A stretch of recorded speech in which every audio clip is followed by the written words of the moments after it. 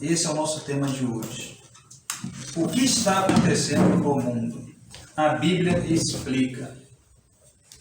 Vamos ao texto, irmãos. Acompanhem comigo, por favor. Lá em 2 Coríntios 6. 2 Coríntios 6, 14 a 18.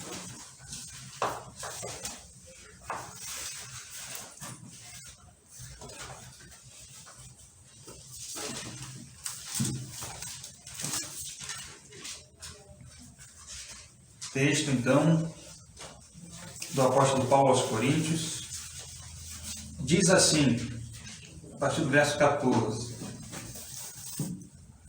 Não vos ponhais em julgo desigual com os incrédulos, porquanto que sociedade pode haver entre a justiça e a iniquidade, ou que comunhão da luz com as trevas, que harmonia entre Cristo e o maligno, ou que união do crente com o incrédulo? Que ligação há entre o santuário de Deus e os ídolos? Porque nós somos santuários do Deus vivo. Como ele próprio disse, habitarei e andarei entre eles, serei o seu Deus e eles serão meu povo. Por isso, retirai-vos do meio deles, separai-vos, diz o Senhor. Não toqueis em coisas impuras, e eu vos receberei. Serei vosso Pai, e vós sereis para mim filhos e filhas, diz o Senhor Todo-Poderoso. Amém. E glória a Deus por sua palavra. Vamos iniciar, irmãos, fazendo o seguinte comentário. Nosso texto base, ele nos mostra algo bem claro. Nosso texto que estamos usando aqui como base para a mensagem de hoje, ele nos traz um entendimento que é importantíssimo, fundamental. O primeiro entendimento para entendermos o mundo que nós vivemos. A primeira coisa é o seguinte, irmãos: existem a luz e as trevas. O apóstolo Paulo, ele destaca que há no nosso meio, faz parte, tudo isso que envolve a nossa vida, nós temos dois lados, luz e trevas. Eu quero chamar a atenção para vocês, voltando um pouquinho na história. Lá ainda, desde o início, lá começando com Eva, nós sabemos que Satanás veio seduzindo, enganando Eva, né? Sabemos que Adão e Eva caíram, desobedeceram, a humanidade caiu, se afastou do Senhor, e ali nós já percebemos a atuação do inimigo, né? Podemos também comentar sobre a passagem, o período antes do dilúvio, o período pré-diluviano, onde o mundo estava completamente afundado na corrupção, né? Estavam completamente longe de Deus. E Deus manda Noé avisar o povo, manda Noé construir a arca, e Deus então manda o dilúvio, né, trazendo destruição sobre aquele povo pré-diluviano. O que tinha acontecido ali? Satanás tinha contaminado, corrompido completamente, né? E aí Deus veio e interveio, né? Ainda, irmãos, podemos também comentar brevemente sobre o período da conhecida também Torre de Babel, né? Com Nimrod. Então, Nimrod, homem poderoso na terra, né? Ele foi considerado ali como um primeiro rei, imperador, um poderoso da terra. E nós conhecemos que os homens ali, sob comando dele, começaram a construir a torre com o objetivo de alcançar o céu, né? Tocar o céu, onde os deuses morariam. E eles queriam tornar o nome deles conhecido, célebre, né? e manter o domínio sobre todo aquele povo. Mas Deus vem e espalha, né, todo aquele pessoal. Eles ficaram confundidos nos idiomas e Deus então frustra os planos. E ali, irmãos, também está o inimigo por trás, Satanás por trás daquela cobiça, daquela ambição humana. Muitas vezes, durante toda a história, o diabo esteve avançando nos seus planos, mas Deus, irmãos, é o Rei soberano, né? Deus está no controle de tudo. E Ele, muitas vezes, intervém e impede que Satanás conclua os seus intentos. Ele influencia todos os reinos da terra. Nós vamos ter isso mais claro durante essa mensagem. Eu voltei lá em Adão e Eva, estou passando por alguns exemplos na história, para que nós estejamos percebendo o quanto que o inimigo ele influencia e ele atua no meio da sociedade, influenciando reinos, impérios e assim por diante. Um outro caso, também conhecido, muito interessante, foi na época do nascimento de Moisés. Vocês lembram que Faraó, não querendo mais que o povo crescesse, o povo hebreu, né, ordenou que os bebezinhos, meninos que nascessem, fossem mortos. Percebemos também aí a atuação do diabo por trás disso, irmãos. De forma que, naquela época, estaria para nascer o libertador dos hebreus. A famosa história da saída do povo hebreu do Egito. Na época do nascimento de Moisés, e sua mãe o coloca, né, num riozinho, uma história conhecida, em filmes, desenhos. E assim ele foi salvo, porque a ordem de Faraó era que todos os bebês, meninas, fossem mortos. Podemos também citar a época do nascimento de Jesus. Herodes, um rei na terra de Israel, colocado, né, pelo Império Romano, também determina que as criancinhas, os pequenininhos, fossem mortos em toda uma região, tentando assim matar aquele que seria, né, o rei dos judeus. Também percebemos o inimigo, irmãos, agindo por meio ali de Herodes, tentando atrapalhar os planos de Deus para a humanidade. Durante toda a história isso tem acontecido, de forma que não deveria haver dificuldade de nós termos essa compreensão, esse entendimento de que existe o mundo espiritual e que Satanás atua, né, com todas as suas forças, suas artimanhas, suas estratégias, tentando alcançar a adoração das nações, né, tentando dominar os povos, afastando as pessoas do conhecimento de Deus. Isso é perceptível, mas muitas pessoas não dão atenção para isso, não dão crédito a isso.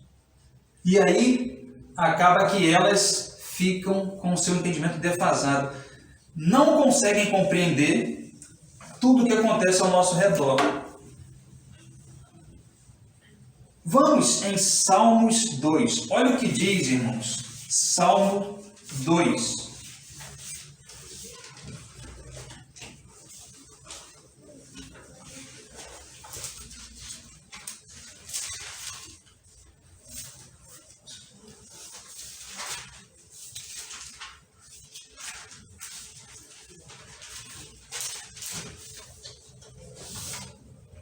Diz assim, versículo 1: Por que se enfurecem os gentios e os povos imaginam coisas vãs? Os reis da terra se levantam e os príncipes conspiram contra o Senhor e contra o seu ungido. Preste atenção aqui, irmãos. Olha o que a Bíblia nos diz, que os gentios, os povos do mundo, os gentios se refere àqueles que não eram os judeus. Os povos imaginam coisas vãs. Os reis da terra se levantam e conspiram, os príncipes conspiram contra o Senhor e contra o seu ungido. Isso acontece desde o início da humanidade. Não é diferente hoje. Então vocês percebam que os poderosos reis, príncipes, grandes autoridades, muitas vezes, na sua grande maioria, eles conspiram, eles trabalham contra os propósitos e a vontade de Deus. Olha o que diz o versículo 3. Rompamos os seus laços e sacudamos de nós as suas algemas. Isso quer dizer o seguinte: vamos sair desse domínio de Deus, não vamos obedecer às suas leis, vamos seguir o nosso próprio caminho, vamos nos rebelar. Porém, versículo 4 diz assim: o Senhor ri. Aquele que habita nos céus, ele ri desses intentos, dessas conspirações. O Senhor zomba deles. Irmãos, o que é os impérios? O que são os reinos diante de Deus, o Todo-Poderoso? Tudo o que acontece na terra é permissão dele. Nós percebemos na história, irmãos, que Deus usou reis e chama atenção para um detalhe. Independente da pessoa ser temente, adoradora do Deus de Israel, do Criador dos céus e da terra, ou não, Deus usa para cumprir os seus propósitos. Exemplos que nós temos são, por exemplo, o exemplo do rei da Assíria, que ele estava bem soberbo, e ameaçando Jerusalém, e o anjo do Senhor vem e destrói o exército do rei da Síria, matando 185 mil soldados. O rei da Síria volta para a sua terra e é morto por seus filhos. Aquele homem ali, soberbo, se sentindo muito poderoso, o dono da situação, Deus diz para ele que foi por permissão dele. Deus tinha levantado ele para derrotar nações, porque aquilo ali fazia parte do que Deus já tinha determinado, Deus já tinha planejado. Deus estava castigando nações, Deus estava trazendo tribulações para as pessoas, Deus tinha um propósito. Também aconteceu isso com o rei Nabucodonosor. Deus permitiu o domínio dele e ele avançou. Ciro, rei da Pérsia. Isso são histórias bíblicas que eu estou dando exemplos. São inúmeros os exemplos de que Deus usa pessoas, usa reis, mesmo que não sejam, preste atenção, para acompanhar o raciocínio, mesmo que não sejam tementes servos dele. Então preste atenção. Nós vimos aqui que reis, imperadores, poderosos conspiram contra Deus. Esses mesmos estão sob o domínio desse próprio Deus, que muitas vezes usa desses reis, desses ímpios, para cumprir os seus propósitos. Então, nada foge do controle do Senhor Todo-Poderoso. Então, aqui no versículo 4 diz que ele ri desses intentos, desses objetivos, desse povo que se rebela contra ele. Versículo 6 diz assim: eu, porém, constituí o meu rei sobre o meu santo monte Sião. Vocês vejam que rei está com letra maiúscula. Isso aqui, irmãos, já está se referindo ao Messias, tá? A Jesus Cristo que viria. Versículo 7. Proclamarei o decreto do Senhor. Ele me disse, tu és meu filho, eu hoje te gerei. Referência, tá? O filho com letra maiúscula. Referência a Jesus Cristo, o Messias. Ele é o Rei dos Reis. Versículo 8 e 9 diz, né? Pede-me e eu te darei as nações por herança e as extremidades da terra por tua possessão. Tudo, irmãos, é de Cristo, é do Senhor, do Rei dos Reis. Com vara de ferro as regerás e as despedaçarás como um vaso de olheiro. Então preste atenção, o que eu quero destacar aqui? Que esses reinos, esses impérios, esses poderosos que são influenciados pelo inimigo para atrapalhar, né, nos propósitos, nos planos de Deus. Eu dei alguns exemplos aqui. Esses mesmos, em Isaías, Deus diz que os reinos, os príncipes, para ele, não são como nada as nações. Para nós, quando nós olhamos para os impérios, né, para as grandes nações, para as potências, a gente até fica admirado, né? Aquele poderio, tudo mais. Mas para Deus, irmãos, são como gotas que caem de um balde. Isaías 40 fala bastante sobre isso. Então, Deus está no controle de tudo, soberano. E Ele usa até ímpios para que os propósitos de Deus sejam cumpridos.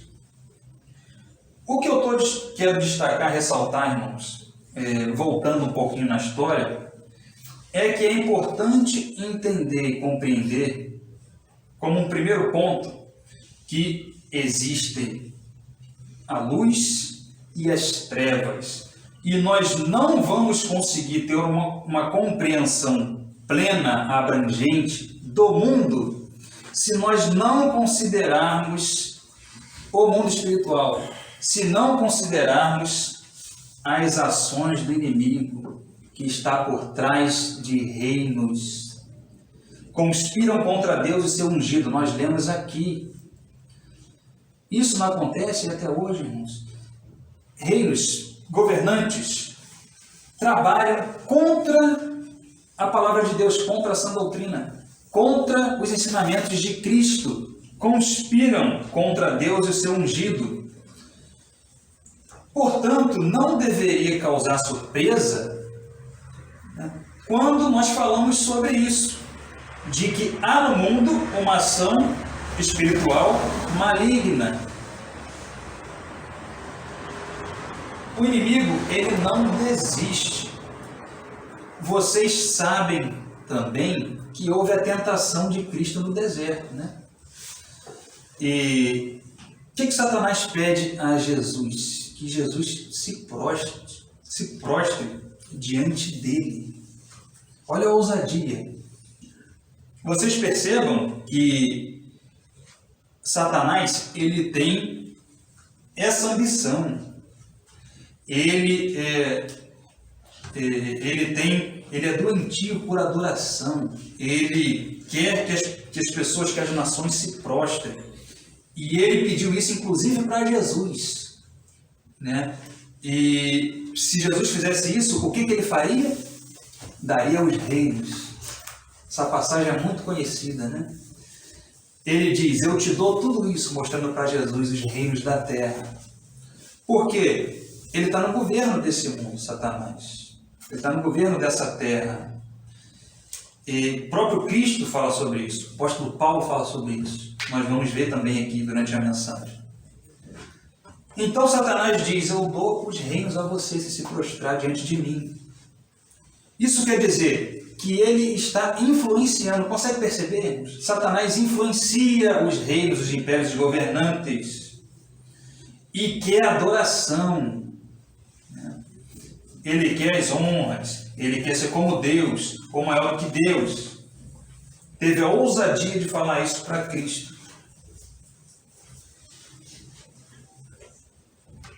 Mas eu vou destacar também um outro ponto. Satanás não influencia somente os reis, imperadores, os poderosos, não. Ele atua em todas as esferas da sociedade. Nós precisamos ter esse discernimento. Ele faz isso em vários e diversos grupos, utilizando-se de estratégias para perverter, enganar as pessoas, afastar do conhecimento de Deus. E para isso ele usa de vários meios. Vamos comigo em 2 Coríntios. Olha que texto interessante. 2 Coríntios 4.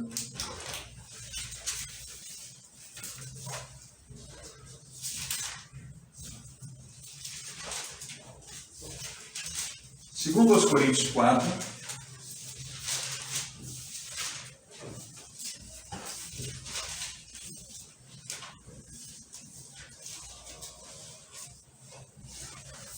versículos 3 e 4. Diz assim: mas se o nosso evangelho está ainda encoberto, é para os que se perdem que está encoberto, nos quais o Deus deste século cegou o entendimento dos incrédulos, para que lhes não resplandeça a luz do evangelho da glória de Deus, o qual é a imagem de Deus. Não está claro aqui? Olha o que o apóstolo Paulo diz. Que o evangelho está encoberto para os que se perdem, porque é o evangelho que liberta o cativo. É o evangelho que traz luz àquele que está nas trevas, porque este mundo está nas trevas. E ele fala no versículo 4, nos quais o Deus deste século, um Deus com letra minúscula, se referindo ao domínio de Satanás, ao governo dele sobre as nações, sobre esse mundo. E diz que ele cega o entendimento dos incrédulos. Então, aquele que não tem conhecimento de Cristo, aquele que não se voltou para Jesus, esse ainda está na escuridão e não consegue enxergar com clareza a realidade, irmãos. Isso aqui é muito importante, porque estão cegos. E veja bem uma coisa, não é o muito ler livros ou o alto grau de instrução que tira as pessoas da cegueira espiritual. Somente Jesus Cristo, somente a atuação do Espírito de Deus na vida da pessoa é que traz a ela esse discernimento, esse entendimento, essa percepção, irmãos. Então, não é por nosso esforço, nosso muito conhecimento de geopolítica, de política, de história. Não, a pessoa pode conhecer muito dessas coisas, mas se ela não tiver entendimento espiritual, a compreensão do mundo espiritual, ela ainda vai estar cega, não vai conseguir entender totalmente, irmãos, o que acontece. Esse texto deixa isso muito claro para nós. Ele ainda diz, ainda no versículo 4, cega o entendimento dos incrédulos para que não resplandeça a luz do evangelho da glória de Cristo. Somente naquele que resplandece a luz do evangelho da glória de Cristo, esse sai do cativeiro, né? Do pecado, da escuridão, das trevas. Então, não é a política que liberta, não é a ideologia que liberta, mas é Jesus Cristo somente que liberta. Amém, irmãos? Amém. Vamos voltar em 2 Coríntios 6, do 14 ao 18. Nosso texto base.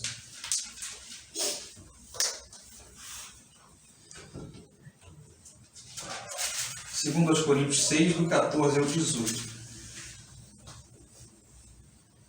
O versículo 14 diz assim para nós: depois dessa volta na história, desse apanhado, desses exemplos, vamos seguindo aqui.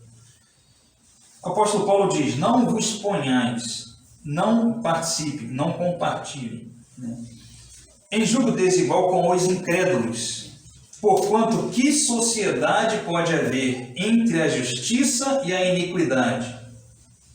Ou que comunhão da luz com as trevas? Em primeiro lugar, repito, se a pessoa não tiver o entendimento de que as trevas atuam, este mundo está mergulhado nas trevas, se ela não tiver essa percepção, ela não vai conseguir entender a realidade que a cerca. Então o apóstolo diz que não há relacionamento, não há comunhão entre justiça e iniquidade.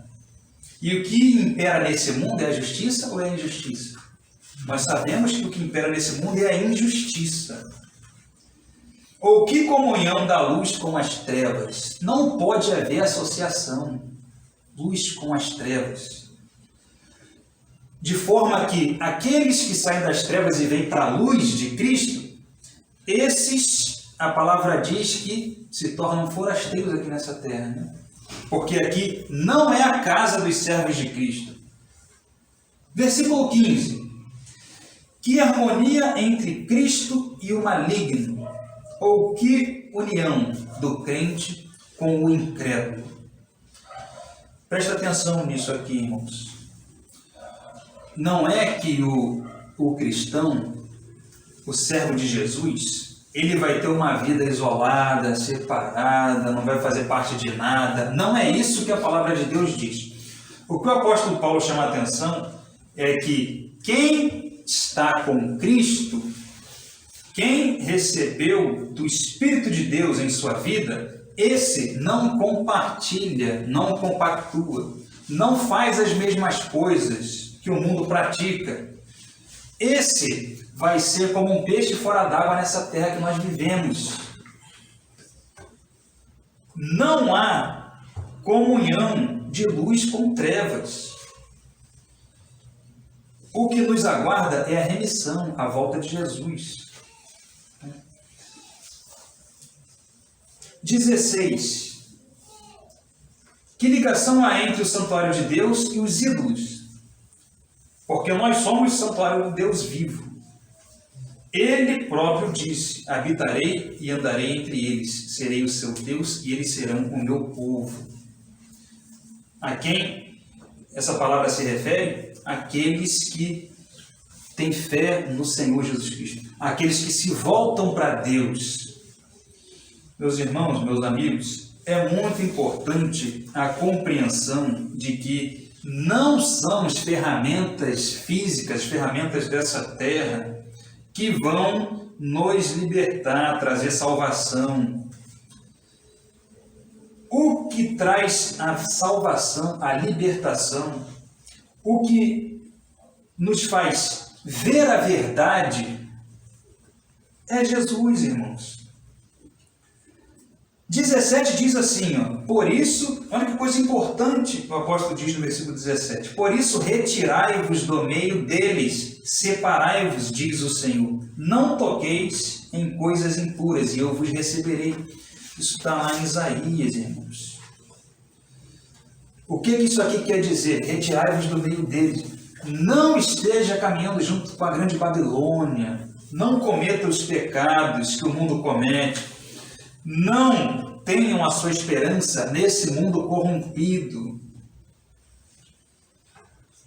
Separai-vos, saia do meio desse mundo caído.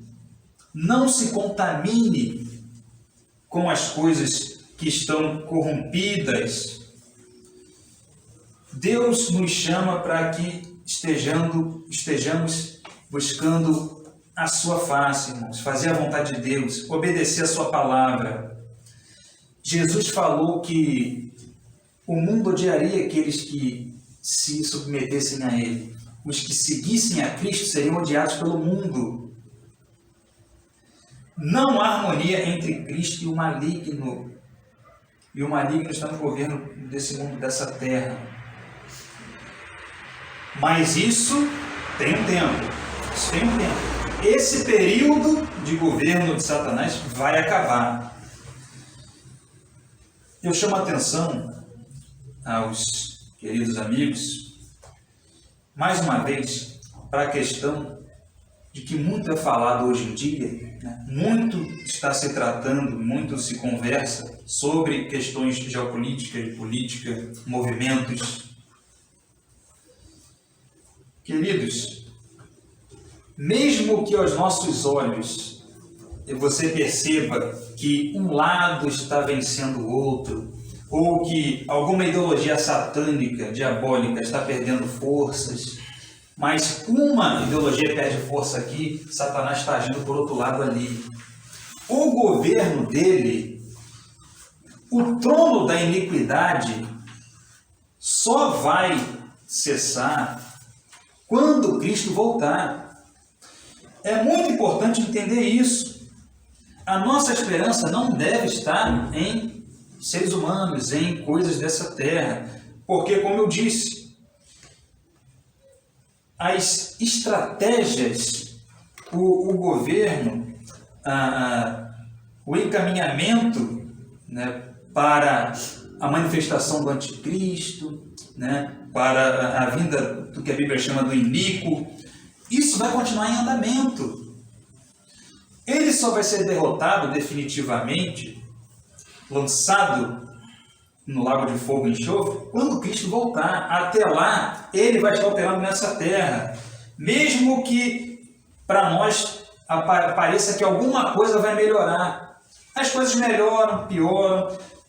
Você vê um plano de Satanás pode estar sendo frustrado. Aí ele vem com outro. Nós vemos isso em toda a história. Ora ele persegue a igreja, né? Persegue cruelmente, prisões, né? Morte. Ora ele entra na igreja e contamina. Depende das circunstâncias, depende das possibilidades, depende do contexto social. Então ele está nas entranhas da sociedade, agindo. É muito importante ter essa compreensão, irmãos. Não vamos nos iludir. Como cidadãos, nós temos o dever, né, de praticar a cidadania, né? Nós vamos defender posições, né? O cidadão, ele tem sua família, né? Ele preza pelos valores familiares, ele preza pelos princípios cristãos, né? E isso faz parte, nós defendemos essas coisas e procuramos praticar isso em nossas vidas, né? A gente quer que as pessoas tenham liberdade, né? Suas liberdades, né? Liberdade de expressão. Nós defendemos tudo isso, mas a esperança, na nossa mente, no nosso coração, a esperança verdadeira, a esperança final é Cristo. Senão, vai haver frustração. Porque, repito, o trono da iniquidade, o poder de Satanás sobre essa terra só vai terminar quando Cristo voltar. Essa compreensão está clara, irmãos? Isso é bíblico, irmãos, não é entendimento meu. É o que dizem as Escrituras, é a palavra de Deus. A Bíblia não vai mudar. O que está previsto para acontecer no final dos tempos, né? Todas as coisas que a Bíblia nos relata, isso vai acontecer, porque não vai mudar, irmãos. A Bíblia já foi colocada por Deus, as suas revelações. Já está fechado o plano. Nós não sabemos exatamente como vai se dar todas as coisas, né? Quando que vai ser, quando que as coisas vão acontecer, né? Quando haverá a manifestação do iníquo, quando será a volta de Jesus. Nós não sabemos exatamente os períodos. Nós sabemos que, por vários motivos, nós percebemos, por variados, né, motivos, que o tempo do fim está cada vez mais próximo. Obviamente, cada ano que passa, mais próximo do fim estamos. E todo o contexto, todas as circunstâncias nos apontam, né, apontam para o fim dessa terra. Mas não sabemos quando, quantos anos isso vai levar e como as coisas se procederão. O que é o mais importante? Retirai-vos do meio do mundo caído, do mundo pecaminoso, do mundo corrompido. Versículo 18, no finalzinho de 17, né, Deus diz: se vocês se retirarem desse mundo e se voltarem para mim, eu os receberei. Versículo 18, aí de 2 Coríntios 6. Serei vosso pai, e vós sereis para mim filhos e filhas, diz o Senhor Todo-Poderoso. Os verdadeiros filhos de Deus são aqueles que se tornam filhos de Deus por meio da fé em Jesus Cristo. Deus traz um novo nascimento, Ele regenera a pessoa, o Espírito Santo, de forma que essa pessoa se torna, de fato, verdadeiramente, filho de Deus, nascido do Espírito. Vamos a um texto que está lá em 1 João, é um texto que nós vamos estar finalizando a nossa palavra, a nossa mensagem. Está em 1 João,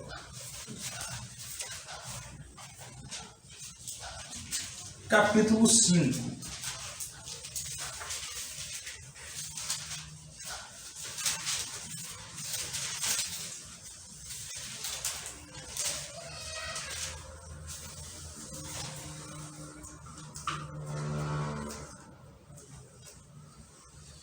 Nós vimos que, lá em Salmos 2, nós vimos que o rei por letra maiúscula, o rei que vai ser colocado, né, em Sião, representando, né, o trono de Deus, Jesus Cristo, o Messias, que já reina.